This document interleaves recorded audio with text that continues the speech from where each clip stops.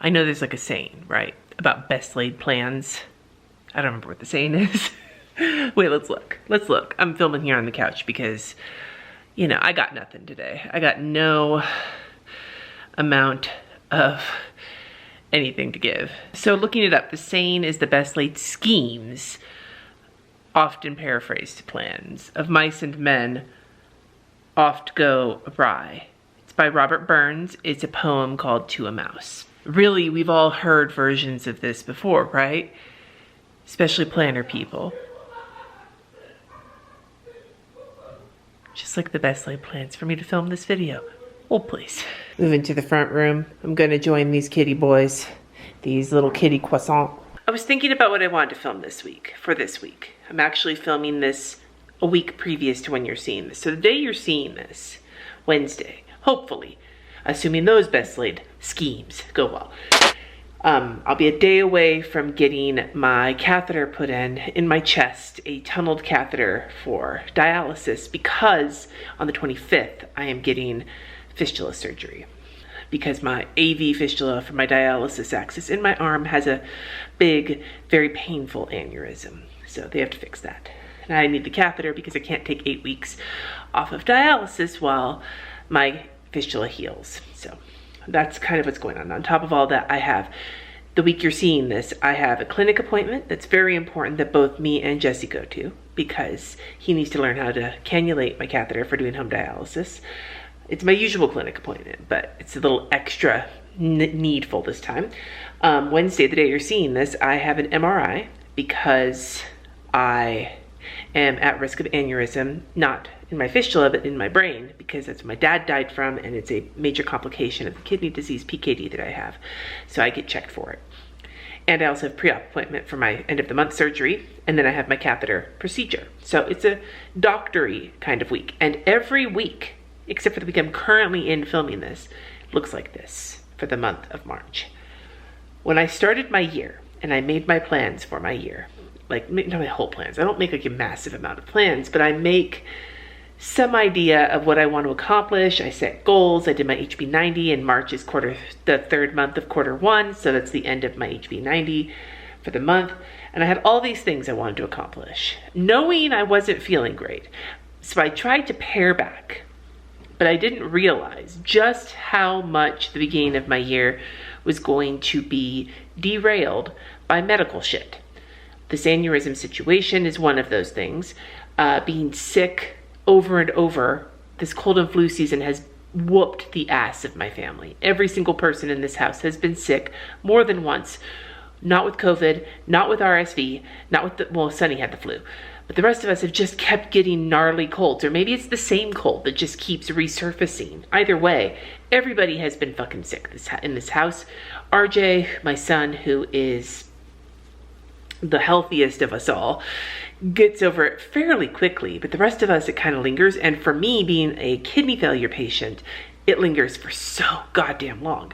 I'm not saying all this to bitch. What I'm saying is that I had these best laid plans for this year, and then right off the bat, shit went awry. And what I wanted to talk about, what has been interrupted multiple times by my own rambling and by my son rambling at his friends on the computer, is that pivoting or making changes when things go bad or when things go different, when the road forks and you have to take a different fork in the road than you expected, that's a skill.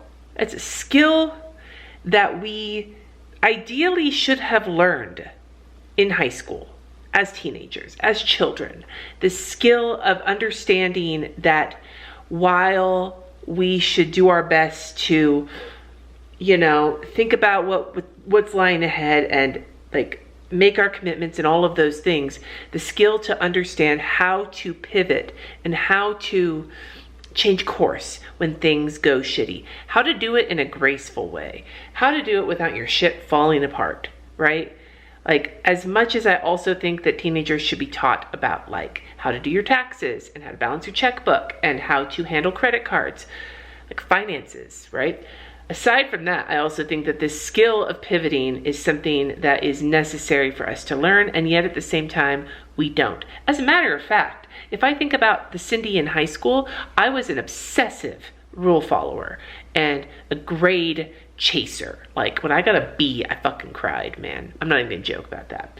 And then there was a time when my PE teacher in sophomore year, my husband would be like sitting here going, oh yeah, Coach Schneider, because I bitch about this. I have not let it go. I'm 44. This happened when I was 15, I think, 14 or 15. I didn't turn 14 until halfway through. No, but this was the end of the year, so I would have been 15. Sorry, that was also a ramble.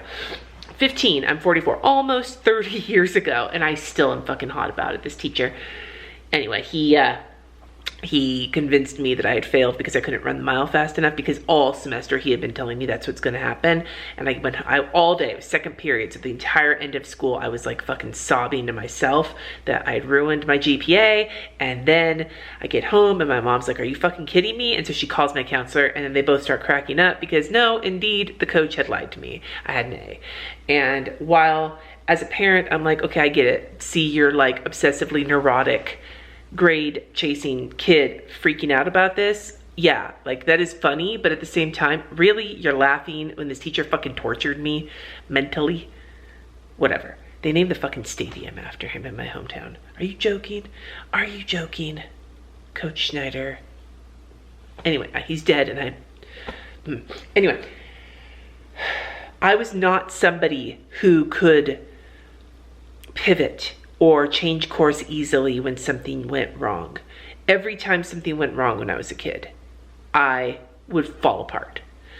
The grade thing is just an example. There was a point when my dad got laid off, and everybody in the house was like, okay, this is gonna suck balls, but we can make this work.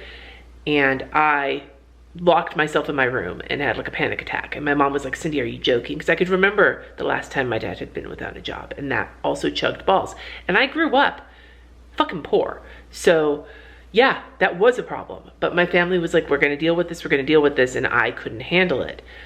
You know, there have been so many times throughout my life where falling apart has been my MO when it comes to plans changing, the rug getting yanked out from under me. It's just been my MO. I am not somebody who learned the skill of pivoting.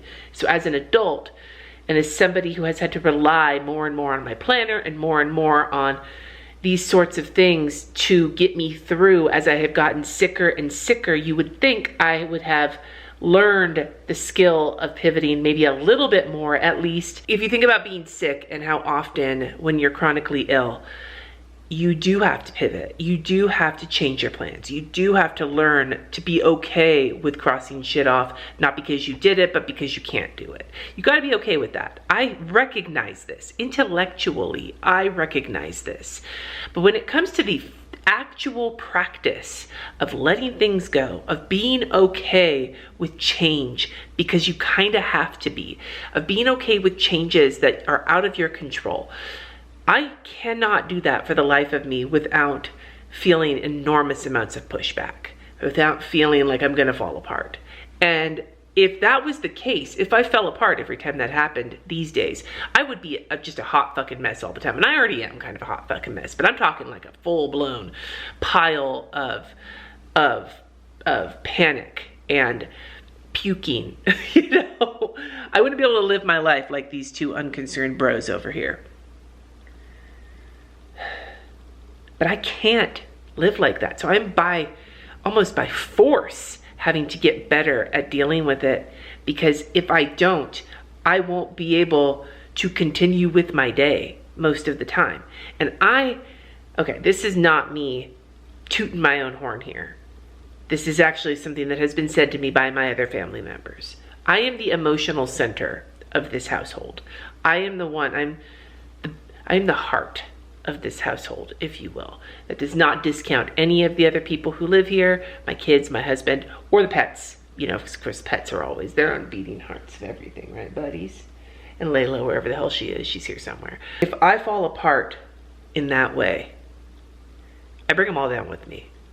And I'm not saying that that is necessarily always a good thing. I need to be able to fall apart, and my family will support me. And they will. I don't worry about that. But in general, learning how to roll with the punches is something I am desperate to get better at. I don't have a lot of tips for you. I really don't. I think the biggest thing I can say that I have learned so far in my attempts to be better at rolling with the punches, to be better at riding that wave of shit going sideways, is to remember that all of these things will pass. This too shall pass. Now, being sick for me is not going to pass. I will be sick for the rest of my life. If I get a transplant, maybe I won't be in kidney failure anymore, fingers crossed, but it'll be a different kind of sick. I will never have a day in the rest of my life where I don't need to take medication, where I don't need to think about my health, where it's not just a question of how am I feeling today, but having to take like a physical and mental inventory of myself every day when I wake up. That is the rest of my life. That won't pass. And if you have chronic illness, you have things that will not pass. If you have mental illness, you have things that will not pass. So saying this too shall pass is not always accurate. But when it comes to the events of your life, of the things that are happening to you, the things that you are doing, the things you want to do, the things you have to do, the things other people have to do, the things people expect out of you, all of those things, the pieces of life, most of the time this too shall pass. Most of the time, the circumstances you're in will not last forever. Whether it's a thing that's happening to you now, whether it's an overall life circumstance, most of those things will change. They might not totally go away, but they may evolve. You may get more context. You may learn more and be able to interact with it differently. The situation you are in right now will pass. Does that help when you're trying to figure out what to do next when everything you thought was going to happen is different? No. That doesn't really help. It doesn't help you make a choice, but it might relieve a little bit of that pressure that you feel when suddenly everything feels different. That pressure that you feel when you're like, everything's changing, I don't know what to do. Yeah, that's normal to not know what to do. But know that you'll get through it somehow, some way. And the best that you can do is just stop and reassess and figure out what the next step is. Does that mean that you're always going to make progress? No. Hell no. Sometimes you'll make total backsliding, whatever the opposite of progress is. Regression? I don't know. I don't care. I don't care. I don't need to define it, because the biggest piece of rolling with the punches I think I'm actually mastering is just being like, you know what? You know what? Fuck it. The fuck it concept. The concept that yeah, eventually I'll get to where I want to go. And if I don't, then I don't. Maybe I'll get somewhere else. Who knows? Because it's not worth it to stress and stress and stress and stress and stress over some bullshit. I wanted to make this not because I felt that I had so much wisdom to offer, but because I am just a complete frazzled ball right now. I don't look it too much because I just blew out my hair and I keep fucking with it because I think it looks really good and I'm feeling vain as shit. This month and last month especially, I had all these grand plans of things I wanted to do with work, with home and everything, and most of them didn't get done. And I know at the beginning of March, but I already know most of them aren't going to get done. And I took it easy when it came to setting my goals for March, and I already know they're not going to get done because of my medical schedule this month. And you know what? This will pass. Do I know when these things might get done or if they'll get done? I don't know. But I can't worry about that right now. I got other shit to deal with. I have to let it go for right now. And that's so hard for me, letting things go. In general, whether it's letting go of responsibility for something so someone else can take care of it. I suck at that. I'm so bad at that. Whew. Especially if it's something that I feel like nobody can do as well as me. Oh my God. I'm wretched at that. My kids are probably less accomplished at doing chores than I think they should be because I was so paranoid they wouldn't do them well. They do, they try. But there's that. But then it could also be something like for work, you know, like there's things I'd like to delegate to my kid who's willing to work for me. But how do I teach them to do things the way I want them to when I could just easily do them myself? I don't know. Letting that go. It's difficult. But I'm also someone who can have a hard time letting go of grudges. I also have trouble letting those things go. Letting go of old t-shirts that I have sentimental reasons to love. Have trouble letting those go. Letting things go is hard for me. But for some reason, the one I am doing a little bit better with is letting go of the expectations I have on myself when it comes to stuff for the house, stuff for work, stuff for other people. Being this sick, I'm getting a little bit better at letting things go when shit goes sideways because I have no choice. That's not what I recommend for all of you. So maybe the takeaway from this video is if you are not in a position to have to let things go at the moment because for whatever reason you don't have to, like you're not in my position where I like literally kind of have to learn how to be better at letting things go, practice it anyway. Let go of things you can let go of so that one day when you're in a position like me, it's easier. And if you're in a position like me and you struggle with letting things go, just know I'm right there with you. And I'm not letting things go without a fight, but I'm learning to be a little bit more peaceful about that fight. And I never thought I'd say this, but journaling is helping me with that. Just being able to write that down, writing my frustrations down, writing what I'm grateful for even on a hard day, that's helping a little bit. But that's all I got for you. I wanted to talk to you about the idea of plans going awry and letting things go, more as a commiseration moment, mostly because that's where I'm at right now, and a whole point of me being on this channel is stressing to you that you are not alone in all the shit you're going through, and reminding myself that I'm not alone either, aside from my boys. And let's go find Layla. And there's a beautiful puppy who only lets things go when we're playing tug when I tickle her. Right, baby? Yeah. Let me know in the comments any tips you have on being able to roll with the punches or let things go. Or if you struggle with that yourself, let's talk about your struggles, big stretches. Don't forget to subscribe if you haven't already. Thanks for watching, and I'll see you next time. Peace.